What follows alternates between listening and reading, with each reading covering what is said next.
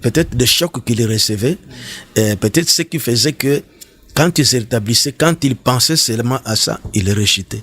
Il pensait ça, il rejetait, et finalement, il est parti comme ça. Mais moi, en tout cas, en grande partie, du côté des pourcentages, je pense toujours que Pasteur André Bibidila Manyanga, les responsables du tabernacle de Mboujmaï s'expriment et expliquent les détails du décès du pasteur Ridel Samson Kamunga de l'Espérance Tabernacle, le pasteur qui avait remplacé le pasteur Jean-Kala Lameji depuis la République démocratique du Congo, Kinshasa, Matete. Suivez dans cette vidéo, le pasteur André Bibidila nous donne les détails. Trouve-t-il que c'est à cause du poison que l'homme de Dieu est mort, ou bien c'est à cause de quelque chose autre qu'il n'a pas pu bien mettre en pratique qui a fait que la mort puisse frapper à sa porte. Et si vous êtes nouveau sur notre plateforme, sur notre chaîne, merci de vous abonner, d'activer la cloche de notification pour ne rien rater, pour soutenir ce que nous sommes en train de faire. Bienvenue à tous et nous vous saluons de partout où vous nous suivez. Et suivez, nous allons vous revenir après. Ok, révérend, alors vous êtes venu après la mort très très touchante pour la disparition de votre fils que vous avez vous-même conduit jusqu'au vote selon ce que le révérend pasteur Kalala, qui est aussi l'un de vos fils, alors il avait jeté son dévolu sur lui pour qu'il soit en fait plébiscité comme étant pasteur responsable en les succédant.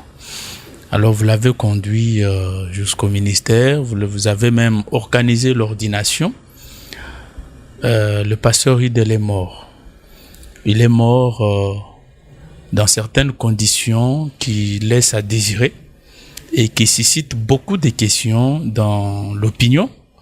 Il y a ceux-là qui vont jusqu'à évoquer l'idée du poison. Alors, vous avez pris langue avec le membre du conseil du tabernacle de l'Espérance et aussi par l'entremise téléphonique de certains membres, les laïcs qui vous ont aussi contacté, où vous êtes imprégné à fond dans la mort, dans les causes profondes de la mort du pasteur. Qu'est-ce que vous pouvez dire après s'être informé à fond sur la cause aussi de problèmes, tout ça, qui ont entraîné le révérend Ridel à succomber? Qu'est-ce que vous pouvez dire comme étant des causes aujourd'hui sur la mort et faire taire aussi beaucoup de critiques qui fusent de partout sur la mort du révérend pasteur Ridel? Merci beaucoup pour cette question. Je suis venu depuis un certain temps. Je devais être attentif en écoutant des différentes, je peux pas appeler ça des versions que les gens donnent sur la mort du pasteur, mais une chose a retenu mon attention. Je penchais déjà à cela au surménage. Depuis que Ridel est à la tête de l'Espérance Tabernacle, à moins que je n'avais jamais entendu un temps où le Ridel a pris un congé, un repos, aller ailleurs, soit à Dubaï pour se reposer. Je trouvais que cela pourrait être aussi, faire partie des facteurs qui ont amené à ce que mon frère puisse précipitamment partir. Je me rappelle quand j'ai travaillé, ça dit que voyez-moi, j'ai un programme en Mboujmaï. C'est le lundi que je me repose. Le mardi, je reçois des serviteurs de Dieu et des diacres. Ils viennent me poser des problèmes. Le mercredi, je peux prêcher. Le jeudi, je reçois les croyants. Le vendredi, je peux prêcher. Samedi, j'ai réunion de tous les diacres pour me faire les rapports de ce qui se passe dans les juridictions. Et le dimanche, si une fois, dans la réunion du samedi, on montre qu'il y a un cas qui préoccupe toute une juridiction, c'est le dimanche, j'annonce que je viens de telle juridiction. Ce rythme de travail-là m'épuisait beaucoup. Je pense que Kassomo Mayamba qui me reprochait, je lisais parce que vous voyez, quelquefois, à notre âge ici, on essaye de suivre aussi dans Google, sur certaines choses, des maladies, ainsi de suite. J'avais remarqué un mot qui m'avait effrayé quand on dit que, attention, si votre mémoire arrive à craquer, c'est le mot qui était là, et ça sera difficile pour se retrouver. Alors, depuis ce temps-là, ça m'avait amené à pouvoir avoir des temps de repos. J'ai un arbre chez moi, moringa. Les fruits, les graines de moringa, c'est ce que je prends souvent et qui fait que quand je prends ça, je dors profondément quand je me réveille avec une fraîcheur. Et quand les frères me conseillaient de repos, donc je ne vais pas trop m'attarder, c'est pour dire que j'ai penchant pour le départ de mon fils là, les frères Kamunga, c'est le surménage. Et quand je suivais aussi dans les rapports qu'on faisait, comment on lui demandait de se reposer, il déployait les ailes toujours pour Dieu, j'ai plus penchant à ce côté-là. Il y avait un frère en Boujima ou une sœur, c'est-à-dire que il avait connu un accident grave. Alors, il était dans les comas. Je ne sais pas comment les médecins ont interprété ça. À chaque fois qu'il y revenait, c'est comme quand il repensait à cet accident-là, comme ça l'effrayait, il retombait encore il rechutait encore dans les comas. Vous voyez? Et quand il revient et il pense encore la façon, alors il revenait dans les comas. Alors c'est comme ça que j'ai pensé que peut-être les frères Ridel, certaines choses, je ne sais pas ce que nous, des serviteurs de Dieu, on a toujours un peu des points ou bien des cas qui nous préoccupent. Bon, peut-être quand il pouvait revenir, ça je ne confirme pas. Voyez, bon, la façon qu'il était surmené et peut-être des chocs qu'il recevait, peut-être ce qui faisait que quand il se rétablissait, quand il pensait seulement à ça, il rechutait. Il pensait ça, il rechutait et finalement il est parti comme ça. Mais moi, en tout cas, en grande partie du côté des pourcentages, je pense toujours que il n'observait pas de repos. Donc, c'est ce qui peut-être sa mémoire avait craqué, comme je lisais souvent dans les choses que vous voyez forcé, parce que j'apprenais que il partait travailler. Quand il revenait ici, il revenait à l'église, il recevait les gens, il dormait ici. Et puis, le lendemain, il doit aller au travail. Et puis, non, j'ai trouvé que c'est même jeune qu'il était, ce rythme de travail ne pouvait pas être comme ça. Ça devait peut-être avoir des répercussions sur sa santé. Donc, nous pouvons dire que l'idée du poison étant des critiques là qui fichent de partout, il serait tué, tout ça, ce n'est pas des versions vraies. Bon, je dois vous dire que, comme je l'avais dit, je crois, un jour de la semaine ici, Jésus est celui qui tient les clés de la mort et de Jésus des morts. Je pouvais parler d'un serviteur de Dieu qui est passé par ces histoires de poison-là, mais Dieu l'a maintenu. Dieu ne pouvait pas permettre que Kamunga, que je connaissais, un homme sérieux, consacré à Dieu, Dieu les livre au plaisir des gens qui veulent l'éliminer comme ça. Non, je n'ai cette hypothèse-là.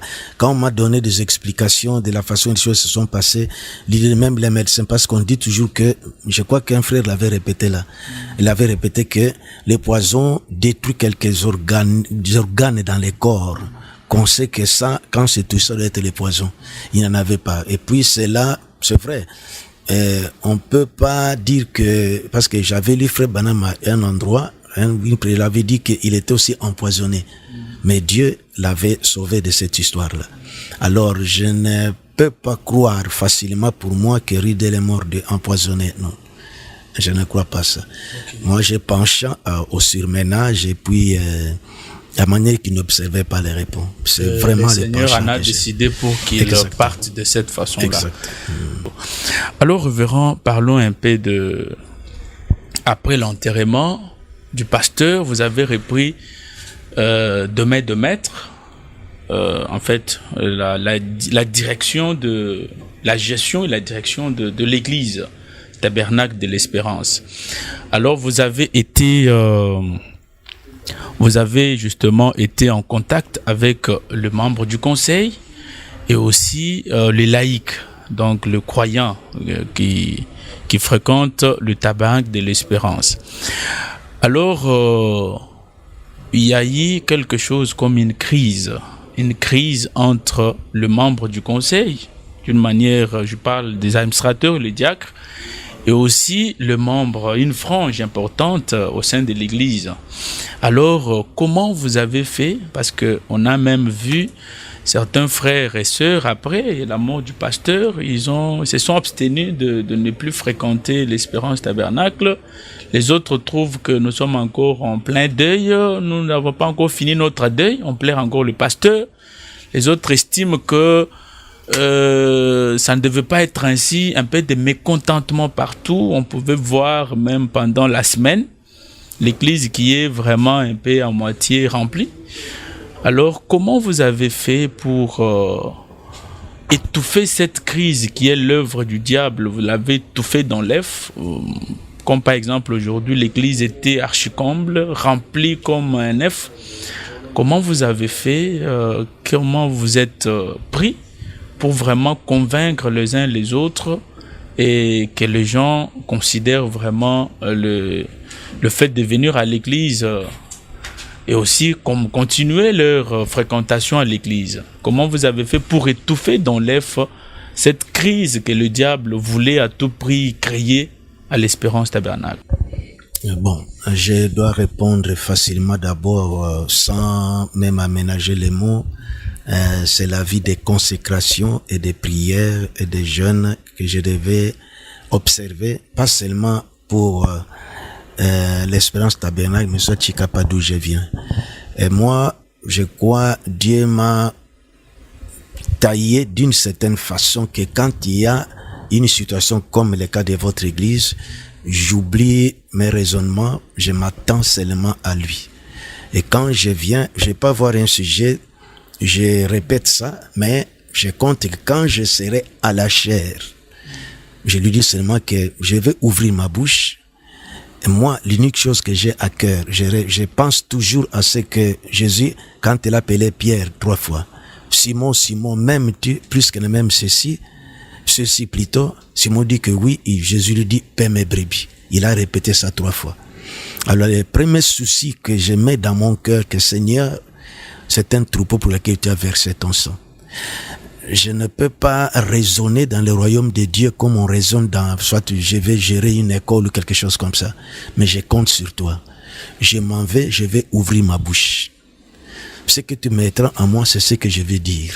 Donne-moi la première chose, que je sois simple, que j'ai la douceur, que je ne sois pas emporté, même si des réponses sont directes.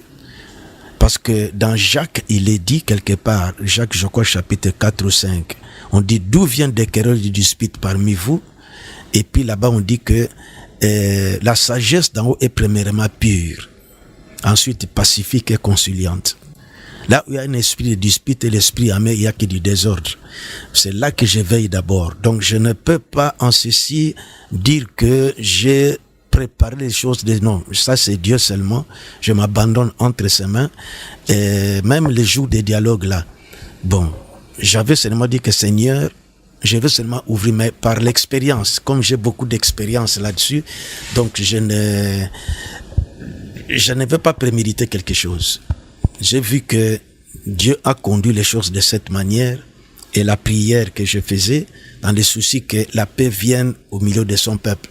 C'est vrai que j'entendais beaucoup de choses, mais je devais toujours prêter attention. Quand quelqu'un vient, voyez des enfants, des jeunes, des gens passer, il faut ceci. Bon, je devais pas m'emporter, je devais toujours les écouter. Et je répondais toujours, je l'appelais toujours, cher frère, voici ceci. Cher frère, vous trouvez déjà le fait que je l'appelle cher frère ou mon frère, tout ça, ils sentent déjà que mes paroles, je l'attire.